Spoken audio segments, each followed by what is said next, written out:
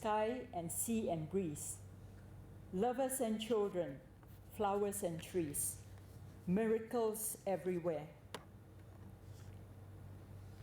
Do we listen to the silence, to music that soothes the weary spirit, the pain in a baby's cry, the joy in a child's laughter, the excitement in the voices of one who has overcome difficulty?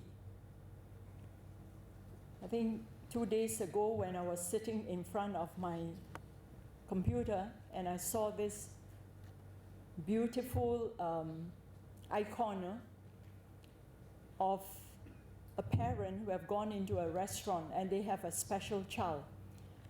The child was getting a bit difficult and noisy. And the mother was getting a bit distraught. Someone was sitting nearby, saw this happening. And he went to the counter, he paid for the meal for this particular family, and after that, he wrote a little note and gave it to the waitress and said, please hand this message to the family and tell them the bill has been paid. And what did he write? God bless special people with special children. You know? And sometimes we find that we are so impatient with the people around us. Not just to say a special need children. We are so impatient with each other. Or is it because we have been too busy? Have we stopped living? We are rushing around like as if they say that it's like an ostrich with a head in the ground. We don't even know where we are going.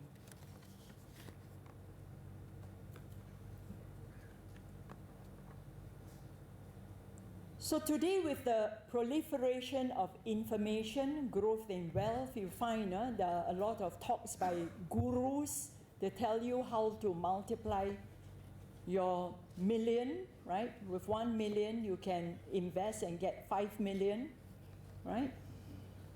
We have this obsession.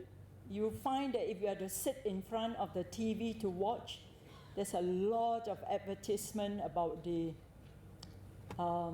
where to go for which part of your body, right?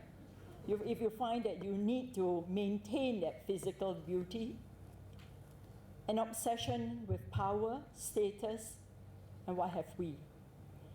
So if we are to achieve any kind of balance, the invitation really is to remind ourselves, we need to remind ourselves, stop and make time, be quiet, reflect and contemplate.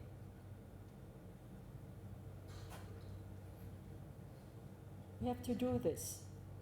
And sometimes I think even when we try to encourage, for example, people in the church, that if we are there to worship, go earlier, find time with God, with yourself.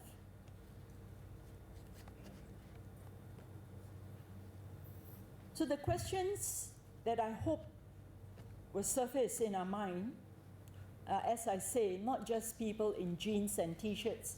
And I think it is also for us religious leaders, no? We really need to ask ourselves, what do we need to do to bring us back to the basics and find meaning in life as a believer and as a human person? Despite the paradox that we face in daily life, what can we do to free ourselves from the dichotomy, living the spiritual separately from the secular, right? The divine from the profane. No, we are one. One body, one spirit, one soul, one mind. We are one. We need to bring ourselves in its entirety. How can we live our life more meaningfully as a human and a spiritual being? So Pope Paul VI, he had said this, and I think it is still very valid today. He says, I find people listen more willingly to witnesses than to teachers or preachers. And if people do listen to teachers or preachers, it is because they are witnesses. When people look at us coming out from the temple, the church, the mosque, the gurudwara, wherever, or if I'm to say I need to find that spiritual space, I need to find that quiet, I need to find the contemplative dimension. What does people see in us? What are they saying about us? Do they find that we are a person who have found this balance in our interior and our exterior action? Are we witnesses to what we preach? So that's important. So as we come, this is my last thought, because we started off with talking about religion. Is it still valid today? And I say yes, religion is valid. It has a place in our society because it brings community to support each other. It answers, in a way, a search for meaning in life. It helps us to get in touch with the spiritual dimension, religion. But can religion also be an obstacle? Can it also be a hindrance to people who are searching deeper? Or we insist that, no, you should just follow what is being prescribed in all these C's that we were talking about. So we're saying that without religion, then, spirituality cannot be communicated.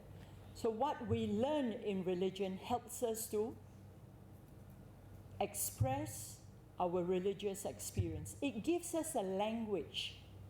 It gives us a language to express what I experience within. This is what religion will do. So on this note, I thank you for your kind attention and your patience.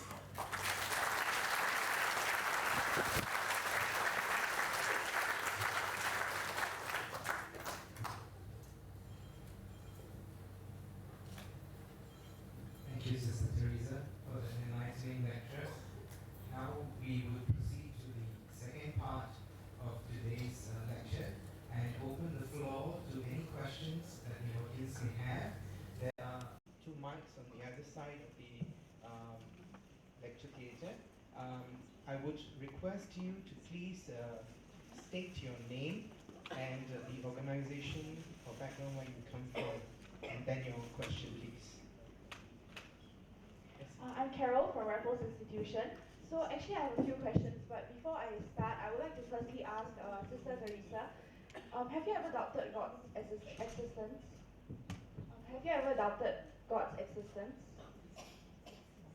Some moments, yes. Okay. Yeah, so actually I think that people who have a religion, they probably would have somewhat doubted God's existence before, and actually some of it might be because they believe that religion is actually seems like a story that people make up because they can't find any other explanation for certain things. And also, to quote Stephen Hawking, religion is a fairy tale for those who are afraid of the dark. So the word fairy tale implies that religion may be somewhat fabricated and surreal, and religion may be born out of fear. So I would like to ask if you think these are valid points, and basically what are your views on these? And my second question, is that just now you said that spirituality is actually a personal thing, and when people are involved in spirituality, they do not really care about the world. But then I would like to ask, if you want to make them care about the world, then is religion the only way to do so? Because there are people who are non-religious but still care about the world. So do spirituality and religion necessarily have to go hand in hand? And then my final question is that I think it's a bit ironic that interreligious dialogues often involve people with religions, but how about, okay, so that basically means that people with religion are accepting of people with other religions. Yeah, but how about the acceptance of people with no religion? Because that seems to be lacking. Yeah, thank you very much.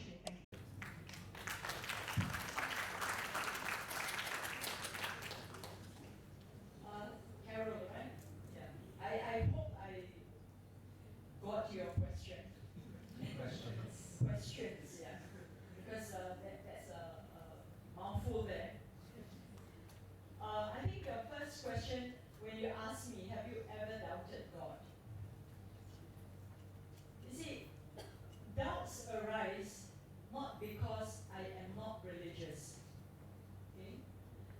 There are different waves in our life that we go through. Religion, our spirituality, or what we call the religious experience, is never a plateau. There are moments, in fact, I think a few years back after Mother Teresa died and her book came out, and I think people of religions were saying, oh, Mother Teresa actually had no religion because throughout her whole life she was in darkness. You know, her spirituality was so dry that she always had to hinge on her belief in her faith. And that brought her through. But in terms of what, in some of our spiritual exercises, we say consolation. We don't always have consolation. It is always an ups and downs. Okay? There are moments when, even for the spiritual person, we can also be fearful of darkness. Okay? And very important, I will always say, more important is how do I live my life. So religions, in a way, give me an opportunity, a set of, in a way, guideline, if you can call that, to lead a good life. Now then your other question was whether or not, if a person says that she's spiritual, but may not care about the world, or vice versa. Yeah, that's quoting you because just now you said that they are spiritual, but because they're not religious, they don't care about the world. No, I'm talking about the prophet. Okay, if one just cares for what you call the things of the world, okay, the two balance. If I'm a person who just keeps on doing things for others, earlier on I was asking my sisters when on our way here, we will see that this person is actually involved very much in activism, right? And activism can lead to burnout. Okay? A spiritual person can also be involved in both. But I think whether a person has a religion or a person says that I have no religion, but I'm a spiritual being, the importance is to keep that balance. Okay? The spiritual dimension and the horizontal dimension that I talk about, the need to keep in touch with what is going on in the world. The connectedness, what we call the divine, okay, and the secular. There's always that need to keep ourselves in both spheres. It is true, I think, in fact, last year when I was here, I think there was also a question about how come in interreligious dialogue we are only talking about dialogue with people of religions. And we recognize that I think even in Singapore, there are 14% of people who do not profess to have a religion, but they will say that they are spiritual. Okay? I think in IRO, we are not what you call saying that there is no possibility of a dialogue with people who do not profess to have a religion. And we do. They may not be in IRO, for example. We have some of them who says, ours is not, we are not Hindus, we are not Buddhists, okay? But we are a spiritual movement. Or people who says that, well, I don't believe, I think in Singapore they are registered as a humanists, right?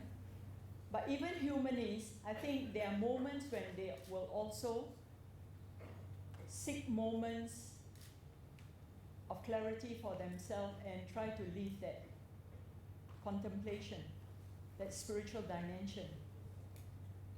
Somehow at some point of our life, I think we do, whether or not I have a religion or not, I think there is always that kind of an encounter where I need to bring myself, even if I don't call, you know, for the religious, we say that there's God, there's the divine, many names that we call the divine, you know. For the person who is spiritual, they may not have a name, but they say, I just believe in a power. I think in New Age, I know that they say that it is a power.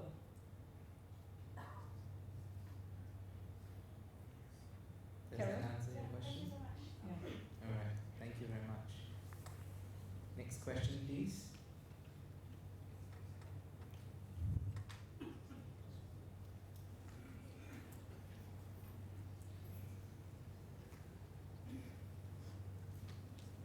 Good evening, Lisa.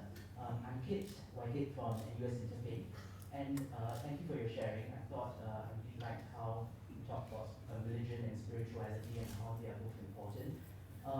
I think it's especially important given that there was a poll conducted that said that Singaporeans are the unhappiest people on the planet.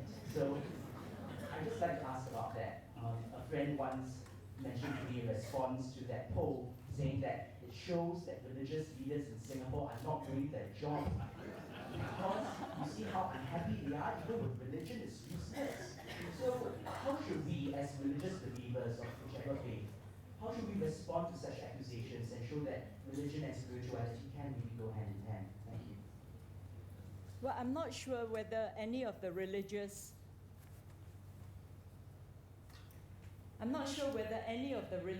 actually were part of the survey. They didn't come to me, you know. Or people, for example, generally, I follow very much what you call the internet. And sometimes, I've mentioned before that I do write my response into the Yahoo, although I kind of, it's a bit suspicious of the Yahoo's agenda, you know. But I make my response.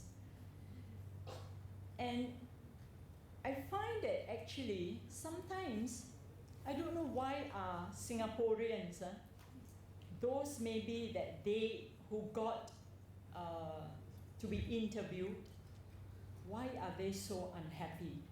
But maybe they should try to have another set of interview with the religious leaders, and they might find a different answer. You know, we do find, I don't know how many of you, for example, and I get distressed when I find that, you know, I'm reading all the negative answers. You know, those of us who are on internet, no? All the negative answers, and it does give an impression that Singaporeans, well, not majority, but there are unhappy people. So I think those were the ones who were interviewed now. Generally, the religious leaders that I know are wonderful people, and for me, they are a joy to be with. And I learn from them. Okay? Thank you, sister. Thank you for the question. Can we have our next question, please? Short Please questions, state please. Please state your name and where you're from. Thank you. Good evening. I'm Sylvia from Raffles Institution. I have a few questions for you today. Can you, Could we limit it to one question, please? yeah, So that because we- I'm from the normal stream.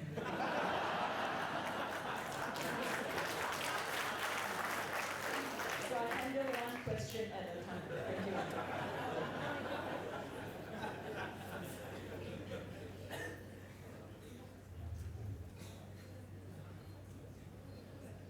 Can I come in here and ask again later? You sort out your questions, eh?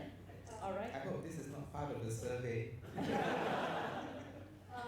just a few personal questions, curious questions. Okay. It Yeah. might not be very relevant to today's topic, though. Mm. Okay, firstly, regarding, okay, you have mentioned earlier that religion have a code of conduct or rules and laws to follow. So, in most religions and most faiths, this rule of code of conduct discriminate against homosexuals and homosexual behavior. So, what are your views on this issue? Secondly,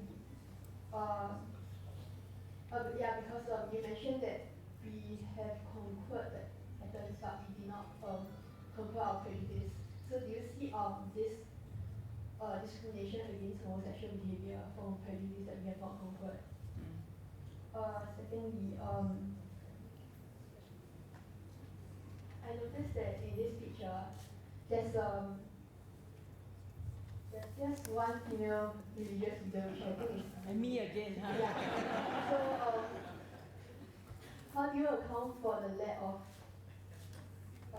female religious leaders in today's society? Okay, just one last question. This entire lecture is based on the assumption that God exists. But what if I'm an atheist who don't believe that God exists? Then how are you going to try and convince me that he or she does? And can we achieve spirituality without believing that God exists? Thank you. Okay, thank you. Thank you. I try to bring those questions through. I forgot the first one. You had mentioned the first one is about Homosexual.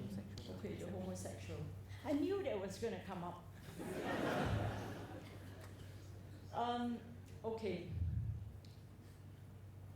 I was sharing my experience with a group lately, and I said, in fact, when I was quoted in Straits Times, this was in 2004,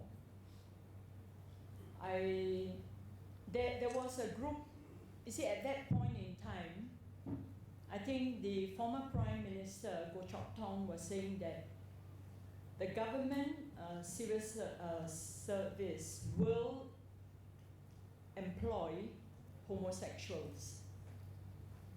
They will not ask the sexual orientation of the person, okay?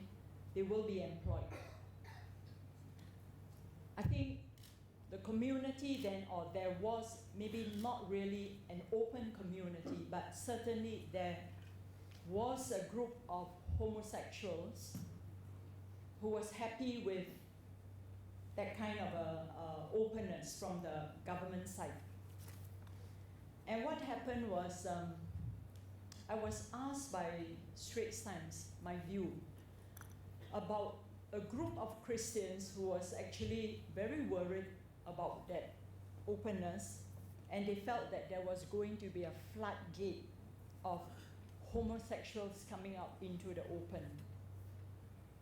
So Straits Times called me up, gave me an interview, and asked me my views, what I thought about what was happening. Because the Christian group was saying, no, we should start to rally ourselves and fight against, okay, literally almost these words, to fight against this wave that is coming. So when I was asked, I said, well, honestly, for me, it is a very un-Christian attitude. You know, Because even as church, we do not condemn the homosexuals, but we are not saying that homosexuality is right. Okay, that is the church's stand. And I think there are different religions who will also take that stand. But at a personal level, you do find religious on a personal level who will be more sympathetic, right? But there is what we call an institute's stand, a religion stand, and sometimes at a personal level. So when I was quoted in the newspaper, the Christian group was quite upset about it. They contacted my bishop and said, how can Sister Teresa say that, you know, that we were being unchristian when we say that we were going to have a war, wage a war against this homosexuality. So I was glad actually because I wasn't in Singapore, I was in Rome. So my bishop had to carry that question. I was in Rome, thank God. You see, sometimes faith, God knows when to work. But on the other hand, I remember after I came back, I had a dinner with the community, gays and lesbians, and I think they have even posted that meeting on their, what do you call their website, their portals, yeah. And they spoke about their experience. And for them, when I was there with them, I'm telling them that I'm not there to condemn. All right, I'm not there to condemn. But the problem is, I know that through these years, the danger now is when we start to misinterpret or reinterpret the Holy Scriptures in the light of everything that favors that homosexuality is okay. You know, it is that interpretation that I think many of us are worried about. And even for Pope Francis, lately after the World Youth Day in Brazil and on his way back to Rome, he was actually asked his view about homosexuals. He says, no, we have to reach out to them. We have to love them, right? They have that dignity as a human person. We have to. But it doesn't mean that I need to embrace and accept that that lifestyle is okay. If you think that it is okay, well, I respect what you say, but then don't force me to agree that it is okay. All right, so that's about the homosexuality issue. About this picture, you know, very often when I'm at the top, I will always remind the organizer and all that. I said, you know, when we're in heaven, you won't see a picture like that. When we are in heaven, everybody will be there. Okay? So unfortunately, it's true. It's just like, for example, you'll find, you have some people who say, you know, interreligious dialogue, they're all the old people. The young people are not there. We try to get them. It's very difficult. Right? We have one Taoist here this evening, Adrian, and then of course, yeah, those of you from MUIS. But it is very difficult to engage our young in interreligious. Whereas for the women, I don't know, in IRO, ironically, the 3 women in the council are actually all Catholics. So thumbs up for us. We have 2 sisters and 1 lay and a brother. And the rest, true, they're all men. So I think, Mufti, we may have to reconsider the representation on the council. Thank you. Have I missed out anything? The last one. How do you prove to me that God exists, or maybe can someone who do not believe in the existence of God achieve spirituality? I will never force a person to believe, because for me, faith is a gift. Belief is a gift. Okay? as I say, sometimes even with us religious people, we can also experience some moments of unbelief. But I think more important is that we believers have to hold and respect the other person, whether atheist or agnostic, where they are, and respect them where they are. Thank you. Is it okay? So can atheists achieve spirituality? Why not? Because you do have some atheists ultimately also getting themselves, embracing a mainstream religion.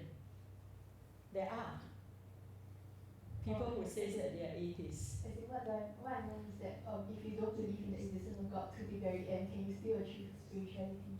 Yes. At the end, for me, I feel that the person, even without a belief in God, as long as they seek that silence, that space in their heart, that in itself is spirituality. It's the drawing of the spirit.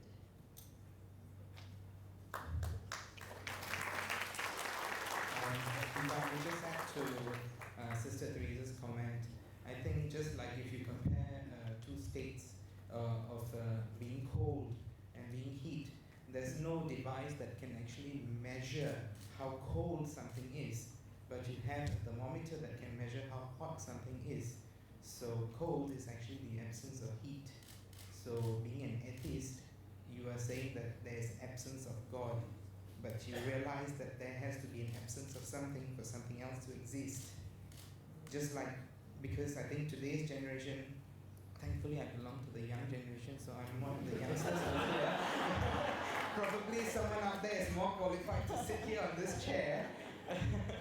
All right, I think today's generation believes in the truth as we are able to see it. So seeing is believing. But to me, personally, I'm from the Hindu faith. Just because we cannot see air does not mean it does not exist. It does. Because without air, we will not be living. There will be no life. So just because we cannot see God, it, whatever you call him or her, I'm not favoring any of the sexes, so I have to be very, very careful when I say this, because there will be people who say, why do you call God him? With a capital H. So here I have to say him or her with a capital H. Just because he or she cannot be seen does not mean he or she is not there. So I hope that is an inch towards answering or approving to you about the point that you had raised. Alright? Thank you. Next question, please. I thought maybe just to add, because we do have our Buddhist brethren here, they don't believe in God, right, Venerable? They don't believe in the existence of God. Yeah.